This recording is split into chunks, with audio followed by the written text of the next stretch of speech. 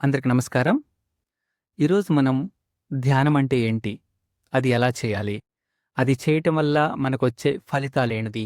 అనేది నేర్చుకోబోతున్నాం.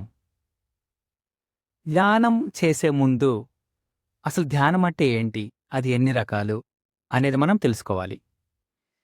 ఎందుకంటే ఏదైనా ఒకటి మనం చెయ్యాలి అంటే అది ఎలా చెయ్యాలి అనేది తెలిస్తే కొంచెం కాన్ఫిడెంట్‌గా చేయగలుగుతాం.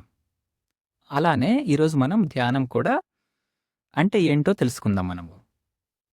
సో, చాలామందికి ధ్యానం, మెడిటేషన్ అంటే ఒక భయం. లేదా కొంతమంది అదొక బోర్‌గా ఫీల్ అవుతారు.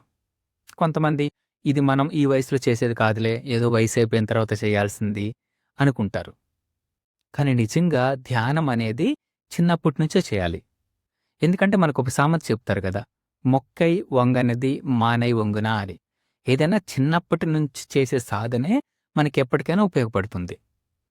ఇప్పుడు ఈ ధ్యానం అంటే ఏంటో తెలుసుకుందాం. ధ్యానాన్ని ముఖ్యంగా 3 రకాలుగా విభజించారు. అది 1 ధారణ, 2 ధ్యాన, 3 సమాధి. ఇప్పుడు మనం ధారణ గురించి తెలుసుకుందాం. ధారణ. ఇప్పుడు మనం ఏదైనా ఒక పని చేస్తుంటే, ఆ పనితో పాటు మన మైండ్ ఎన్నో రకాలుగా ఆలోచిస్తూ ఉంటుంది. ఫర్ ఎగ్జాంపుల్ మనం చదువుకుంటూ ఉన్నాం అనుకుందాం. మన ఫోకస్ అంతా చదువు మీదే ఉంటుందనుకుంటాం. కానీ రకరకాల ఆలోచనలొస్తూ ఉంటాయి.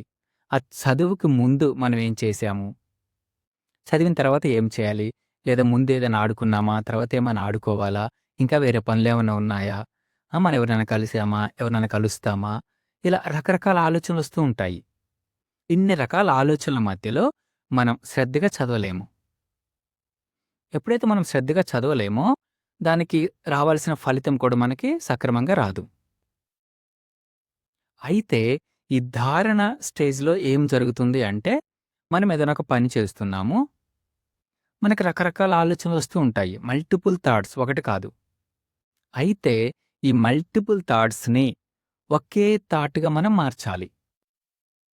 ఉదాహరణకి మనం ఇప్పుడు చదువుకోవటానికి కూర్చున్నాం. ఇంతకుముందు నేను ఆ ఆట ఆడాను, అది తిన్నాను, వాళ్ళని కలిచాను, లేదా ఈ పని చేశాను. ఇలా రకరకాల ఆలోచనలొస్తూ ఉంటాయి. ఇప్పుడు మనకది ముఖ్యం కాదు. చదవటం అనేది ముఖ్యం. ఓకే. నాకిప్పుడు ఎన్నో రకాల ఆలోచనలొస్తున్నాయి. ఆ ఆలోచనలు కాదు, ఇప్పుడు నేను చదవాలి అని మన మైండ్‌ని చదువు మీదకి తీసుకురావాలి. అంటే మల్టిపుల్ థాట్స్‌ని ఒక సింగిల్ థాట్ మీదకి తీసుకురావాలి. దాన్నే ధారణ అంటాం. ఇంకా రకరకాల ఆలోచనలేముండవు. చదవాలి. లేదా ఏదైనా ఒక పని చేస్తున్నాము. ఆ మల్టిపుల్ థాట్స్‌ని ఆ పని మీదకి తీసుకురావాలి.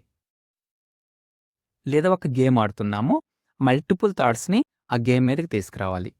ఇలా ఏదైతే రకరకాల ఆలోచనల్ని ఒకే రకమైన పని మీదకి మనం తీసుకొస్తామో దాన్ని ధారణ అంటాం.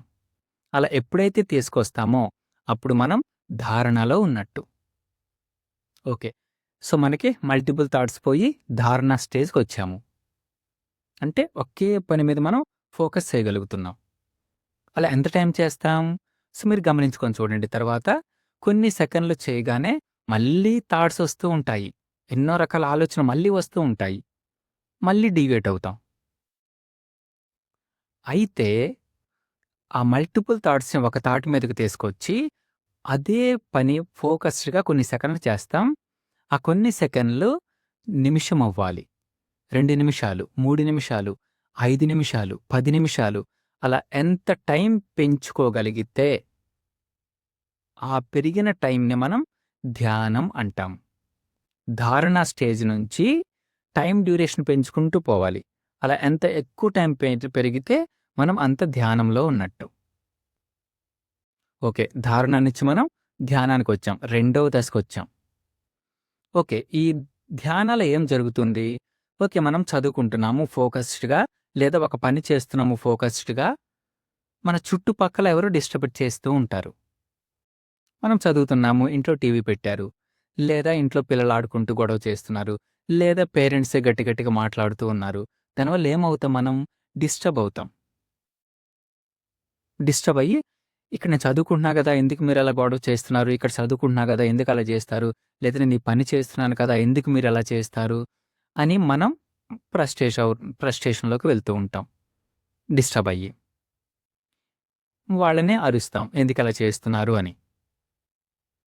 అయితే ఈ ధారణ నుంచి ధారణ స్టేజ్‌కొచ్చిన తర్వాత ధ్యానాల్లో కూడా మనం డిస్టర్బ్ అవుతూ ఉన్నాం కదా! అలా డిస్టర్బ్ అవ్వకుండా మన పని మనం చేసుకోవాలి. అలా చేసుకునే స్టేజ్‌కి రావాలి. ధారణ నుంచి కొన్ని సెకన్లు, నిమిషాలు పాటు ఆ సాధన కొనసాగిస్తూ ఉంటే దాన్ని ధ్యానం అంటాం. ధ్యానంలో మన సరౌండింగ్స్‌లో ఏవైతే జరుగుతూ ఉన్నాయో వాటి వల్ల మనం డిస్టర్బ్ అవుతాం. ఎఫెక్ట్ అవుతాం. అలా ఎఫెక్ట్ అవ్వకుండా చుట్టుపక్కల ఏమైనా జరగని. ఇప్పుడు నేను ఏ పనైతే చేయాలనుకున్నానో అది నేను శ్రద్ధగా చేయాలి. చేస్తూ ఉన్నాను. అలా చేసే స్టేజ్‌కి మనం వస్తే దాన్ని సమాధి అంటాం. మూడో దశ. ఇంక మనం సమాధి దశలో ఉన్నాము అంటే మన చుట్టుపక్కల ఏం జరిగినా మనం డిస్టర్బ్ అవ్వం. అలా అని చెప్పి ఏం జరుగుతుందో తెలుసుకోకుండా ఏముండం. తెలుస్తూ ఉంటుంది మన చుట్టుపక్కల ఏం జరుగుతుందో. బట్ దానివల్ల మనం ఎఫెక్ట్ అవ్వం. డిస్టర్బ్ అవ్వం. మనం చేయాల్సిన పని మనం సక్రమంగా ఫోకస్డ్‌గా చేస్తూ ఉంటాం. అది సమాధి. ఇప్పుడేం తెలుసుకున్నాం మనం? ఫస్ట్ మల్టిపుల్ థాట్స్‌ని ఒక సింగిల్ థాట్ మీదకి తీసుకురావాలి. దాన్ని ధారణ అంటాం.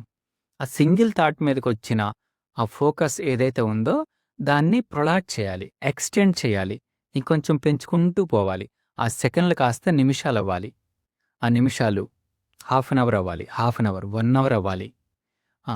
దాన్ని ధ్యాన అంటాం. బట్ ఈ హాఫ్ అన్ అవర్, 1 అవర్ ధారణాన్ని ఎక్స్‌టెండ్ చేశాం కదా! ఆ టైంలో డిస్టర్బ్ అవ్వద్దు సరౌండింగ్స్ వల్ల. ఆ డిస్టర్బ్ అవ్వని స్టేజ్‌కి మనం వస్తే ఏమి జరిగినా మన చుట్టుపక్కల మనం చేయాల్సిన పని చాలా ఫోకస్డ్‌గా చేయాలి. ఆ స్టేజ్‌కొస్తే దాన్ని సమాధి అంటాం. అంతే. ధ్యానం అంటే మీరు సెపరేట్‌గా ఏదో చేయాల్సిన అవసరం లేదు. సమాధి సాధన అంటే ఏదో సెపరేట్ చేయాల్సిన అవసరం లేదు. మీరు ఆ టైంలో చేస్తున్న పని ఏదైతే ఉందో అది ఫోకస్డ్‌గా చేయాలి. ఎటువంటి డిస్టర్బెన్స్ లేకుండా చేయాలి.